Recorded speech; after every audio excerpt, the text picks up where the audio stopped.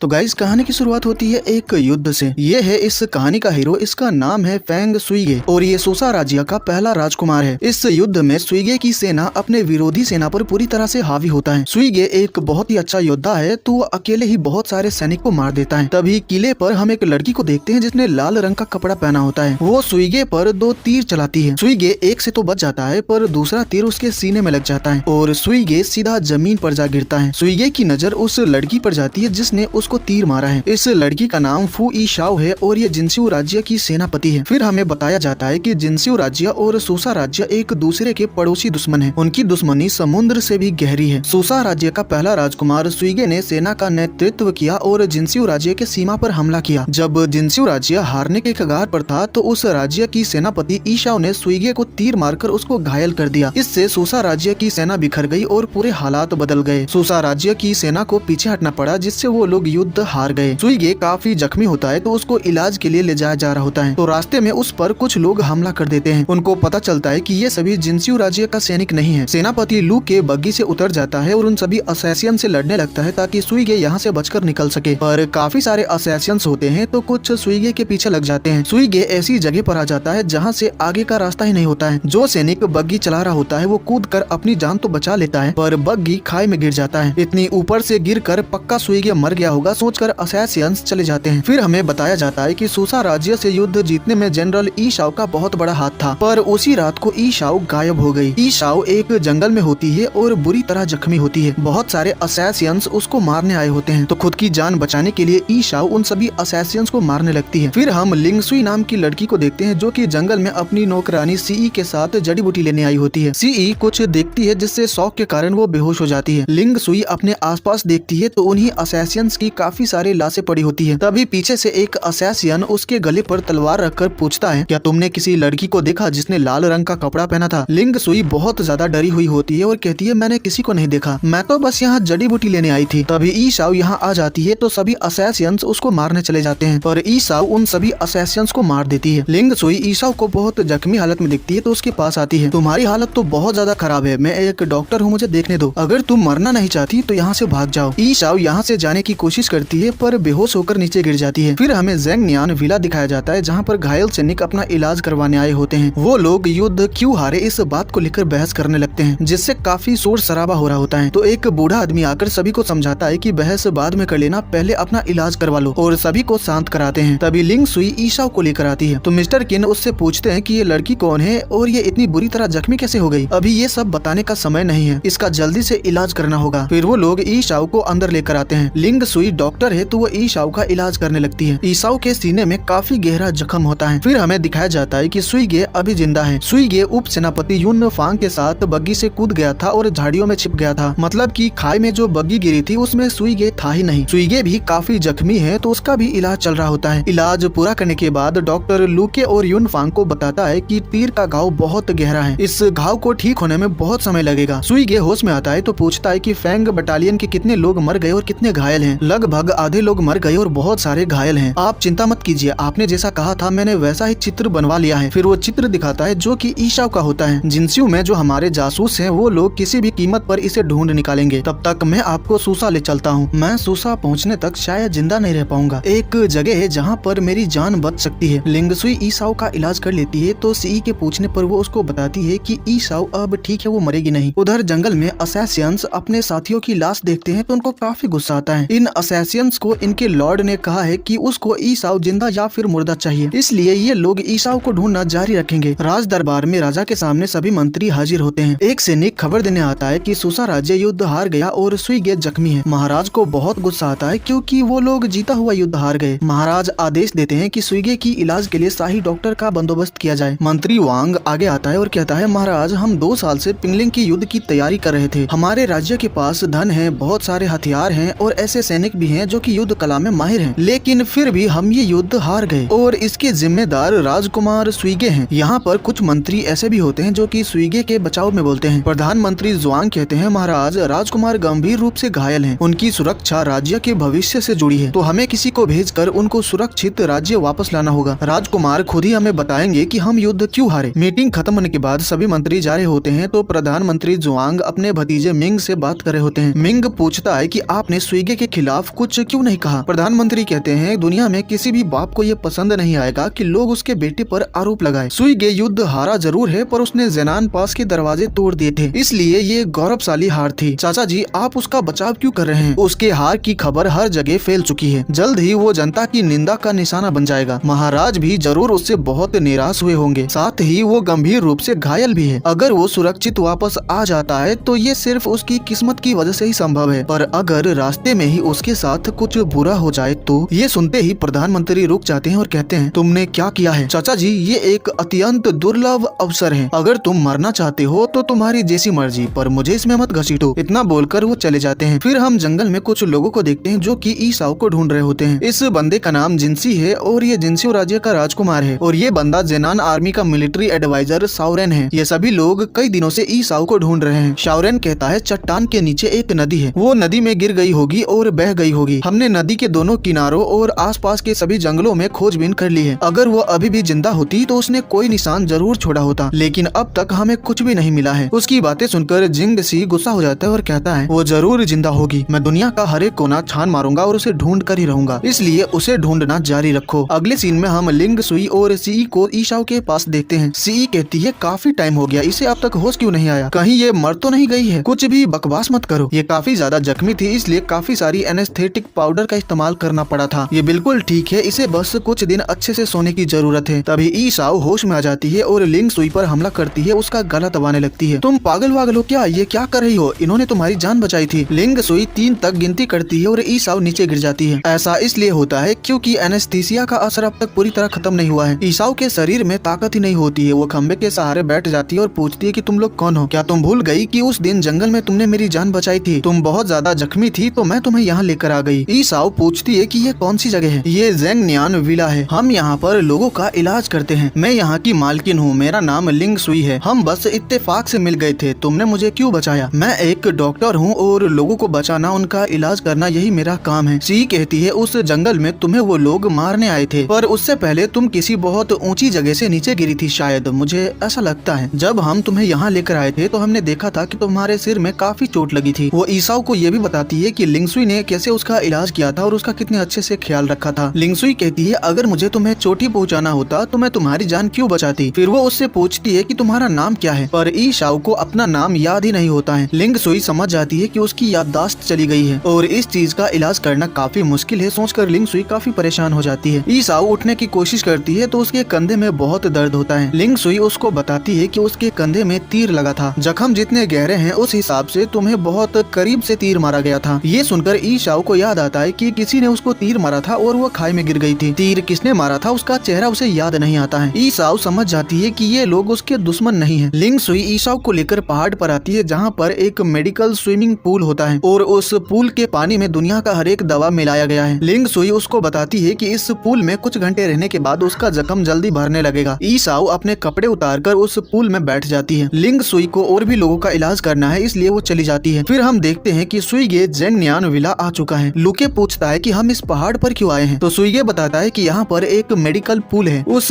Pool के पानी से मेरे जख्म जल्दी भर जाएंगे। वो लुके को आदेश देता है कि हमारे जितने भी स्थल सेना है उसे जाकर पूर्ण निर्माण करो, तो लुके चला जाता है। सुइगे युनफांग को बताता है कि वो अकेले ही अंदर जाएगा और युनफांग को बाहर इंतजार करने को बोलकर वो अंदर आता है। पूल के अंदर एक बड़ा सा पत्थर होता है, तो ईसाओ पत्थर के उस पार बैठी होती है, जिस वजह से सुइगे उसको देख नहीं पाता है और वो अपने कपड़े उतारकर पूल के अंदर उस पत्थर के इस पार बैठ जाता है। ईसाओ को ये पता नहीं चलता है क्योंकि वो सो गई होती है। ज़ेंगनियान विला में हम उन्हीं असैसियंस को देखते हैं जो कि ईसाओ को मारना चाहते हैं। ईसाओ जख्मी थी तो वो अपना इलाज करवाने यहाँ पर आ सकती है। यही सोचकर ये लोग अपना भेष बदलकर यहाँ पर ईसाओ को ढूंढ रहे हैं। इस विला में काफी सारे सैनिक आते हैं, तो लिंगसुई उनसे पूछती है कि वो लोग यहाँ क्यों आए हैं। एक सैनिक कहता है मेरा नाम निंग फे है और हम लोग एक लड़की को ढूंढ रहे हैं। उसने लाल रंग का कपड़ा पहना था और काफी जख्मी थी। कहीं ये लोग ईसाओ को मारने तो नहीं आए हैं, सोचकर लिंगसुई काफी घबरा जाती है और शाओरेन उसके चेहरे पर घबराहट देखकर सभी सैनिक को अंदर जाकर छानबीन करने का आदेश देता है, तो सभी सैनिक काम पर लग जाते हैं। लिंगसुई ऐसा करने के लिए उन सभी पर गुस्सा करने लगती है। निंग फे कहता है हम ईसाओ के भाई हैं, अगर वो यहाँ पर है तो प्लीज हमें बता दो, हम उसको घर ले जाने आए हैं। लिंगसुई को उनकी बातों पर यकीन नहीं होता है, इसलिए वो कहती है अगर वो यहाँ पर होती भी तब भी मैं तुम लोगों को नहीं बताती। उधर ईसाओ की नींद खुलती है तो वो पानी से बाहर निकलने लगती है। पानी की हलचल की आवाज सुनकर सुइगे पत्थर के इस पार देखता है तो ईसाओ अपने कपड़े पहन रही होती होती है। एक लड़की यहाँ पर मौजूद है तो मेरा यहाँ पर रुकना ठीक नहीं है सोचकर सुइगे बिना आवाज किए यहाँ से जाने की कोशिश करता है, पर ई शाओ उसको देख लेती है तो उसके पास आकर पूछती है कि वो कौन है। तुम्हें परेशान करने के लिए माफी चाहता हूँ, लॉर्ड लिंग और मैं पुराने दोस्त हैं। आज मुझे इस जगह को इस्तेमाल करने की जरूरत थी तो मैं उसको सब कुछ समझा दूंगा। तुमने अब तक जवाब नहीं दिया, तुम हो कौन? सुइगे अपना नाम नहीं बताता है और जाने लगता है, पर तभी वो बेहोश होकर नीचे गिर जाता है। ई शाओ को उसके पास एक चित्र मिलता है जो कि उसका ही होता है। ई शाओ सोच में पड़ जाती है कि आखिर ये बंदा है कौन, क्या ये मुझे जानता है? सभी सैनिक विला की तलाशी लेकर वापस आते हैं और बताते हैं कि उनको ई शाओ कहीं नहीं मिली। शाओ रेन लिंग सुई से माफी मांगता है और सभी सैनिक को लेकर चला जाता है। ई शाओ सुइगे को होश में लाने की कोशिश कर रही होती है। लिंग सुई ने ई शाओ को कुछ दवाई दिया था जो कि वो सुइगे को खिला देती है, जिससे वो थोड़ा होश में आ जाता है और कहने लगता है मुझे पानी चाहिए, तो ई शाओ उसको पानी पिला देती है। लिंग सुई और सी पहाड़ पर आते हैं तो उनके सामने युन फांग आ जाता है और उन दोनों को रस्सी से पेड़ के सहारे बांध देता है। लिंग सुई को पता है कि युन फांग सुइगे के लिए काम करता है। वो ये सोचकर परेशान हो जाती है कि कहीं ई शाओ खतरे में तो नहीं है। ई शाओ को सुइगे के पास एक तीर का टुकड़ा मिलता है और ये उसी तीर का टुकड़ा है जो कि ई शाओ ने सुइगे को मारा था। सुइगे होश में आता है तो अपने सामने ई शाओ को देखकर घबरा जाता है और ई शाओ का नाम लेता है, जिससे ई शाओ को अपना नाम पता चलता है। सुइगे ई शाओ के शरीर पर घाव देखकर समझ जाता है कि वो जख्मी है। ई शाओ पूछती है कि तुम कौन हो, क्या तुम नहीं जानती कि मैं कौन हूँ? ई शाओ के एक्सप्रेशन देखकर सुइगे सोचता है क्या इसको मैं याद नहीं हूँ। वहीं सुइगे के एक्सप्रेशन देखकर ई शाओ कहती है तुम मुझे देखकर डरे हुए क्यों हो, क्या मैं तुम्हारी दुश्मन हूँ? सुइगे थोड़ा सोचता है और मुस्कुराता है, क्या बकवास कर रही हो, मैं तुमसे क्यों डरूंगा, मैं काफी टाइम से तुम्हें ढूंढ रहा हूँ, मैं सुइगे हूँ तुम्हारा दोस्त। उसका नाम सुनने के बाद भी ई शाओ को वो काफी ज्यादा कंफ्यूज्ड देखता है, जिससे सुइगे को अंदाजा लग जाता है कि शायद इसकी याददाश्त चली गई है। तुम्हें हो क्या गया है, जानती भी हो कि मैं इतना जख्मी कैसे हो गया? तुम्हें बचाने के चक्कर में मैं लगभग मर ही गया था और तुम पूछ रही हो कि मैं कौन हूँ? तुम मेरी वजह से जख्मी कैसे हो गए और मुझे कौन मारना चाहता है, मेरा दुश्मन कौन है? 1 महीने पहले सूसा और जिनसियो राज्य के बीच युद्ध हुआ था। तुम जिनसियो राज्य की आर्मी जनरल हो, तुमने युद्ध में काफी बड़ा योगदान दिया था। अगर तुमने सूसा राज्य के पहले राजकुमार को तीर नहीं मारा होता तो सूसा राज्य युद्ध जीत जाता। क्या वो मर गया? लगभग मर ही गया था, पर जैसे तैसे बच गया, तो इसका मतलब वो मुझे मारना चाहता है, उसको मुझसे बदला चाहिए। वैसे उस राजकुमार का नाम क्या है? सुइगे उसको अपना नाम बताता है, जो सुनकर वो शॉक रह जाती है। तभी लू के और युन फांग सैनिक के साथ अंदर आ जाते हैं और ई शाओ को पकड़ लेते हैं, जिसके बाद सुइगे लिंग सुई से मिलता है और उससे ई शाओ के बारे में पूछता है। लिंग सुई उसको सब कुछ बता देती है कि ई शाओ उसको किस पहाड़ पर मिली थी, उसको मारने के लिए कितने लोग आए थे और वो कितनी ज्यादा जख्मी थी। लिंग सुई उससे रिक्वेस्ट करती है कि ई शाओ के जख्म अभी भरे नहीं है तो उसे यहीं पर रहने दो। तो सुइगे गुस्से में कहता है वो वैसे भी मरने ही वाली है, तो उसके ऊपर बेकार में इतनी कीमती दवा क्यों वेस्ट करना। जिसके बाद वो ई शाओ को अपने साथ लेकर चला जाता है। लिंग सुई को ये सोचकर काफी पछतावा होने लगता है कि अगर वो ई शाओ को यहाँ पर लेकर नहीं आई होती तो शायद वो जिंदा रह पाती, क्योंकि लिंग सुई अच्छे से जानती है कि सुइगे कितना ज्यादा खतरनाक बंदा है। ई शाओ ने उसको जख्मी किया था, जिस वजह से वो युद्ध हार गया, तो वो ई शाओ के साथ कुछ भी कर सकता है, उसकी जान भी ले सकता है। जुआंग ही नाम का बंदा मिंग से मिलता है और हमें पता चलता है कि मिंग के कहने पर ही जुआंग ही ने सुइगे पर हमला करवाया था। जुआंग ही बताता है कि सुइगे जिस बग्गी में था वो एक बहुत ही गहरी खाई में गिर गया। इतनी ऊपर से गिरने के बाद कोई भी इंसान बच नहीं सकता, इसलिए जुआंग ही को लगता है कि सुइगे मर गया है। जुआंग ही प्रधानमंत्री का गोद लिया हुआ बेटा है और मिंग भतीजा है। इन दोनों ने सुइगे को जान से मारने के लिए असैसियंस भेजे थे। ये बात प्रधानमंत्री को पता नहीं है। ये लोग सुइगे को इसलिए मारना चाहते हैं ताकि सूसा राज्य पर जुआंग परिवार का कंट्रोल हो, पर सुइगे के जिंदा रहते ये मुमकिन नहीं है। महाराज को फेंग बटालियन से एक चिट्ठी आती है जिसमें बताया गया होता है कि सुइगे पहाड़ की चोटी से खाई में गिर गया और अभी उसकी हालत कैसी है पता नहीं। महाराज क्या हमें राजकुमार को ढूंढने के लिए लोग भेजने चाहिए? तो महाराज कहते हैं अगर वो खुद से अपनी जान भी नहीं बचा सकता तो वो मेरा बेटा कहलाने के लायक नहीं है। लू के जंगल में गया होता है ये चेक करने के लिए कि लिंग सुई ने जो असैसियंस वाली बात बताई थी वो सच है कि नहीं। जंगल में उसको एक भी लाश नहीं मिली थी, पर खून के धब्बे मौजूद थे। नदी के किनारे उसको एक लाश मिली थी जिसके पास से एक टोकन मिला था। लू के सुइगे को टोकन देकर बताता है कि इसका डिजाइन और मटेरियल देखकर लगता है कि ये जिनसियो राज्य का है। जितने भी सबूत मिले हैं उन सब के बारे में अच्छे से सोचकर सुइगे कहता है जैसा कि लिंग सुई ने बताया था कि किसी ने ई शाओ को तीर मारा था और वो पहाड़ की चोटी से नीचे गिर गई थी। जैसे तैसे उसकी जान तो बच गई, पर सिर में चोट लगने की वजह से उसकी याददाश्त चली गई और काफी सारे असैसियंस उसको मारने आए थे। पिंगलिंग के युद्ध को जीतने में ई शाओ का बहुत बड़ा योगदान था। साथ ही वो जिनसियो राज्य का राजकुमार जिंगसी की बहुत करीबी साथी है। काफी सोचने के बाद भी इन लोगों को समझ नहीं आ रहा होता है कि आखिर कौन ई शाओ को मारना चाहता है। फिर हम जिंगसी को देखते हैं जो कि बहुत उदास होता है क्योंकि उसको ई शाओ अब तक नहीं मिली मिली है। दरअसल जिंगसी और ई शाओ एक दूसरे के प्यार में थे और युद्ध के बाद दोनों शादी करने वाले थे। फिर हम सुइगे को देखते हैं जो कि ई शाओ को बहुत बुरी तरह टॉर्चर करता है, जिससे उसकी थोड़ी सी याददाश्त वापस आ जाती है। उसने आर्मी को ज्वाइन करने के लिए कितनी ज्यादा हार्ड ट्रेनिंग की थी उसको याद आता है। सुइगे जब उसके सामने आता है तो उसकी आंखों में बहुत गुस्सा होता है, जरा भी कंफ्यूजन नहीं होता है, जिससे सुइगे समझ जाता है कि ई शाओ की याददाश्त वापस आ गई है। तो वो उससे कहता है कि जिनशू में कोई है जो तुम्हें मारना चाहता है, तो बताओ वो कौन है और तुम्हें क्यों मारना चाहता है। पर ई शाओ कुछ भी जवाब नहीं देती है क्योंकि उसकी याददाश्त पूरी तरह वापस नहीं आई है। अभी भी उसको बहुत सारी चीजें याद नहीं है। वो सुइगे के सिर पर मारती है और अपने दांतों से उसके गले पर काट लेती है। तभी लू के और यून फांग अंदर आ जाते हैं और ई शाओ को मारने के लिए अपनी तलवार निकाल लेते हैं, पर सुइगे उनको रुक जाने को कहता है। सुइगे को काफी दर्द हो रहा होता है तो गुस्से में वो ई शाओ के पेट में बहुत पंचेस मारता है। जैसे ही ई शाओ उसको छोड़ती है तो सुइगे उसके पेट में जोर का लात मारता है, जिससे वो टेबल से जाकर टकराती है। उसके मुंह से खून आता है और फिर बेहोश हो जाती है। लू के ई शाओ को जान से मारना चाह रहा होता है, पर सुइगे उसको ऐसा नहीं करने देता है और कहता है पिंगलिंग का युद्ध जितना तुम सोच रहे हो उससे भी ज्यादा कॉम्प्लिकेटेड था। इसके पीछे जितने भी रहस्य हैं सबका जवाब इसके पास हो सकता है, क्योंकि जिनस्यू राज्य इसको मारना चाहता है, इसलिए हमें इसको जिंदा ही रखना होगा। उधर जिनस्यू राज्य के राजकुमार जिंगसी के पास शाही फरमान आता है। सूसा राज्य और जिनस्यू राज्य के बीच चल रही युद्ध को खत्म करने के लिए महाराज ने राजकुमार जिंगसी की शादी सूसा राज्य की राजकुमारी से तय कर दी है। जिंगसी इस बात से जरा भी खुश नहीं होता है, पर ये शाही आदेश है तो वो मना भी नहीं कर सकता। उधर सुइगे ई शाओ के घाव पर दवा लगा रहा होता है तो ई शाओ उठने की कोशिश करती है। अपनी एनर्जी वेस्ट मत करो, दर्द के कारण फिर से बेहोश हो जाओगी। मैंने तुम्हें जो दवा लगाया है उससे तुम्हें कमजोरी महसूस हो सकती है, पर तुम मरोगी नहीं। आखिर तुम चाहते क्या हो? बस तुम्हें दवाई लगा रहा हूँ, नहीं तो घाव के निशान रह जाएंगे। अगर तुम मुझे मारना चाहते हो तो मार दो, मुझे इस तरह बेइज्जत क्यों कर रहे हो? देखो बात ऐसी है कि आर्मी में मेरे पास एक भी नौकरानी नहीं है, इसलिए मुझे खुद ही तुम्हें दवा लगाना पड़ रहा है। इससे अच्छा तो तुम मुझे मार ही दो। ऐसे हालत में अगर मैं तुम्हारी जगह होता तो मौत की चाह नहीं रखता, क्योंकि मौत एक बहुत ही आसान चीज है। तुम्हें जीने का दूसरा मौका मिला है तो इसे खजाने की तरह संभाल कर रखो। बेहतर होगा कि तुम मुझे मार दो। ये मत सोचना कि मेरी जान बख्श दोगे तो मैं तुम्हारी आभारी रहूंगी। वहीं बाहर लू के और यून फांग एक दूसरे से बात कर रहे होते हैं कि सुइगे ने आज से पहले किसी के भी घाव का मलहम पट्टी नहीं किया है। अगर वो उस लड़की की जान नहीं लेना चाहता तो फिर उसको इतना टॉर्चर क्यों किया और उसको इतनी जोर से क्यों मारा था। ये दोनों ये सोचकर काफी कंफ्यूज्ड होते हैं कि सुइगे आखिर करना क्या चाहता है। मिंग और ज्वांगही को पता चल जाता है कि सुइगे अभी जिंदा है। इस वजह से दोनों काफी परेशान हो जाते हैं। ज्वांगही कहता है अगर वो बच भी गया तो क्या हो गया, उसे थोड़ी ना पता है कि उसको मारने के लिए मैंने असासियंस को भेजा था, और अगर उसे शक हुआ भी तो बिना सबूत कि वो मुझे क्या ही कर लेगा। क्या तुम भूल गए हो कि वो कितना बड़ा सनकी है? किसी को मारने के लिए उसे किसी वजह की जरूरत नहीं है। तो फिर मुझे क्या करना चाहिए तुम ही बताओ ना। जब वो राज्य वापस आएगा तो तुम्हें उसे राज्य के बाहर ही रोक कर रखना होगा। वो युद्ध हारा है तो किसी को तो इसका जवाब देना होगा। तुम सुइगे को कुछ नहीं कर पाओगे, इसलिए उसके सभी सैनिक को इन्वेस्टिगेशन के लिए ले जाना और उनको दोषी ठहरा देना। अपने सैनिक को बचाने के लिए उसे झुकना ही पड़ेगा और अपना पद भी छोड़ना पड़ेगा, फिर वो हमारा कुछ नहीं बिगाड़ पाएगा। सुइगे ई शाओ को दवा लगाने के बाद बाहर आता है तो लू के पूछता है कि ई शाओ को लेकर आपके प्लान्स क्या है? कल हम राजधानी जाएंगे और ई शाओ भी हमारे साथ आएगी। फिर अगले दिन जब सभी राजधानी जा रहे होते हैं तो सुइगे की बग्गी में ई शाओ होती है और उसके हाथ बंधे होते हैं, पर ई शाओ अपना हाथ खोल लेती है और सुइगे पर हमला करती है। सुइगे उसको पकड़ लेता है और कहता है अगर मैं तुम्हारी जगह होता तो ऐसी बेवकूफी कभी नहीं करता। तुम्हारी याददाश्त चली गई है और बुरी तरह जख्मी भी हो, तो ऐसी हालत में तुम मेरा कुछ भी नहीं बिगाड़ पाओगी। वो मैं नहीं था जिसने तुम्हें तीर मारकर पहाड़ से नीचे गिराया था, और न ही मैंने तुम्हें मारने के लिए किसी को भेजा था। हम दोनों अलग अलग राज्य से हैं और एक दूसरे से बहुत नफरत करते हैं, पर कोई है जो कि मुझसे भी ज्यादा चाहता है कि तुम मर जाओ। फिर वो ई शाओ को छोड़ देता है। सुइगे मैं तुम्हारे झांसे में नहीं आने वाली, मुझे इस्तेमाल करने की सोचना भी मत। तभी एक सैनिक खबर लेकर आता है। लू के सुइगे को बताता है कि दूसरे राजकुमार अब बालिग हो चुके हैं, मतलब वो जवान हो चुके हैं, तो महाराज ने सेरेमनी रखा है और वहाँ पर सभी मंत्री भी मौजूद हैं, तो मुझे लगता है कि हमें वापस लौट जाना चाहिए। सुइगे काफी गुस्से में होता है और कहता है हम आज ही राजधानी जाएंगे, इसलिए आगे बढ़ते रहो। फिर जब ये लोग राजधानी पहुँचते हैं तो ज्वांग ही किसी को भी अंदर नहीं जाने देता है और कहता है महाराज ने आदेश दिया है कि तुम सभी का इन्वेस्टिगेशन करके पता लगाया जाए कि हम ये युद्ध क्यों हारे, इसलिए तुम सभी को इन्वेस्टिगेशन के लिए मेरे साथ चलना होगा। उधर राज दरबार में दूसरे राजकुमार का सेरेमनी चल रहा होता है। सेवक आकर महाराज को बताता है कि पहले राजकुमार और उनके सैनिक को राजधानी के बाहर रोक दिया गया है। महाराज कहते हैं कुछ भी करने की जरूरत नहीं है, अगर वो खुद की और अपने सैनिक की जान नहीं बचा सकता तो फिर वो किसी काम का नहीं है। सुइगे ज्वांगही को अपने पास बुलाता है और उसका गला पकड़कर लटका देता है और उसके गर्दन को तोड़कर उसे जान से मार देता है, जो देखकर ई शाओ शॉक्ड रह जाती है। जिसके बाद वो सभी लोग राजधानी के अंदर आ जाते हैं। सुइगे ई साओ से कहता है, जब तुम्हारे जख्म पूरी तरह से भर जाएंगे तो हम डिटेल में डिस्कस करेंगे कि हम साथ में काम कैसे कर सकते हैं। तुम मेरे साथ काम करना चाहते हो क्या? तुम नहीं जानना चाहती कि किसने तुम्हें तीर मारकर खाई में गिराया था? ये सुनकर ई साओ सोचने लग जाती है। सुइगे यून फांग से कहता है, ई साओ को मेरे मेंशन लेकर जाओ ताकि वो आराम कर सके। फिर वो महल के लिए निकल जाता है। जब यून फांग ई साओ को लेकर जा रहा होता है तो रास्ते में ई साओ नोटिस करती है कि एक बंदा उसके ऊपर नजर रख रहा है, उसको फॉलो कर रहा है। उस बंदे के पास चाकू देखकर ई साओ को याद आता है कि उसको जो असैसियंस मारने आए थे उनके पास भी ऐसा ही चाकू था, जिससे ई साओ समझ जाती है कि यह बंदा कोई असैसियन है। यह बंदा अपने साथियों के पास आता है और कहता है, मैंने पक्का कर लिया है कि वो ई साओ ही है, तो सही मौका देखकर हम उसके ऊपर हमला करेंगे। सुइगे राज दरबार में आता है तो महाराज कहते हैं, तुम युद्ध हार कर आए हो तो इस वक्त तुम्हें आराम करना चाहिए। मेरे बिना बुलाए तुम यहाँ पर क्यों आए हो? मेरा छोटा भाई जवान हो गया है तो उसके लिए सेरेमनी रखा गया है। अगर मैं नहीं आता तो लोगों को लग सकता है कि हमारे बीच का रिश्ता ठीक नहीं है। सुइगे के आने से दूसरा राजकुमार चेंग यांग काफी खुश होता है। सुइगे उससे पूछता है कि आज तो तुम्हारा जन्मदिन नहीं है, तो फिर आज क्यों सेरेमनी रखा? ये तो मुझे भी नहीं पता, माँ ने आज का दिन चुना था। मेरे छोटे भाई को पता नहीं है कि आज के दिन क्या है। पर क्या आपको भी नहीं पता है पिताजी? महाराज इस बात को टाल देते हैं। मैंने तुम्हारे मेंशन में एक बहुत अच्छा तलवार भेजा है, तो जाकर देखो तुम्हें पसंद आता है कि नहीं। चेंग यांग के जाने के बाद महाराज सुइगे से पूछते हैं कि तुम युद्ध क्यों हारे, मुझे कारण बताओ। मिंग आगे आता है और कहता है, महाराज मुझे लगता है कि फेंग बटालियन में कोई जासूस है। ये सुनकर सभी लोग हैरान रह जाते हैं। तुम्हारे पास क्या सबूत है? महाराज जिनसियो राज्य को कैसे पता चला था कि हमारे सैनिक किस रास्ते से जा रहे थे और कहां पर हमला करने वाले थे? जरूर किसी ने यह खबर जिनसियो राज्य तक पहुंचाया होगा। महाराज सुइगे से पूछते हैं कि तुम इस पर क्या कहना चाहोगे? मुझे लगता है कि वो सही बोल रहा है और मैंने जासूस का पता भी लगा लिया है। तभी लू के एक बॉक्स लेकर आता है। सुइगे लूके से कहता है, बॉक्स खोलकर प्रधानमंत्री को दिखा दो कि अंदर क्या है। मिंग बॉक्स को खोलता है तो अंदर ज्वांग ही का कटा हुआ सिर होता है, जो देखकर प्रधानमंत्री और मिंग की तो फट जाती है।